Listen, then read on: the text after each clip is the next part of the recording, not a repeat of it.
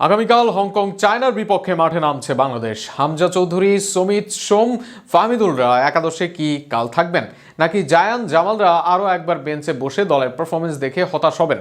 সেরা একাদশ সাজালে কারা থাকবেন একাদশে, আর কাবরেরার কি করা উচিত তা নিয়ে বিস্তারিত থাকছে প্রতিবেদনে।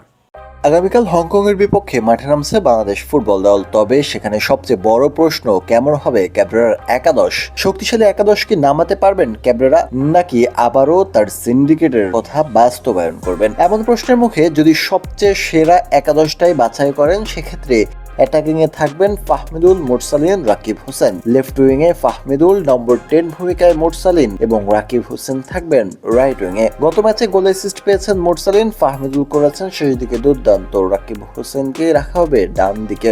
অন্যদিকে খেলাটার নিয়ন্ত্রণ করতে হবে মিডফিল্ড। সেক্ষেত্রে 3 প্রবাস থেকে আসা ফুটবলারকেই রাখতে হবে বাংলাদেশ দলের। সেক্ষেত্রে সমিত সোম, হামজা চৌধুরী আর জামাল ভুঁইয়াকে মিডফিল্ডে রাখা উচিত সেরা একাদশে। সমিত সোম তার প্রথম আন্তর্জাতিক গোল করেছেন গত ম্যাচে। হামজা চৌধুরী ইতিমধ্যে বাংলাদেশের জার্সিতে করে ফেলেছেন 2টি গোল। জামাল ভুঁইয়াও 2 ম্যাচ আগেই করেছেন অ্যাসিস্ট, গত ম্যাচেও ভালো করেছেন তিনি। তাই এই 3 জনকে মিডফিল্ডে রাখলে তাদের অভিজ্ঞতা এবং শক্তিমত্তা দিয়ে কাবু করতে পারবে হংকং দলকে। অন্যদিকে গত ম্যাচে ডিফেন্সে একজন নেমেই বদলে দিয়েছিল খেলা, তিনি জায়ান আহমেদ। জায়ানকে এবার তাই সেরা একাদশে রাখতে ক্যাবরেরাকে দ্বিতীয়বার চিন্তা করতে উচিত নয়, কেননা লেফট উইং ব্যাকে এসে একাই অ্যাটাকিং এবং ডিফেন্সে দুর্দান্ত ভূমিকা রাখেন জায়ান। তার সাথে সেন্টার ব্যাকে থাকবেন তারেক কাজী।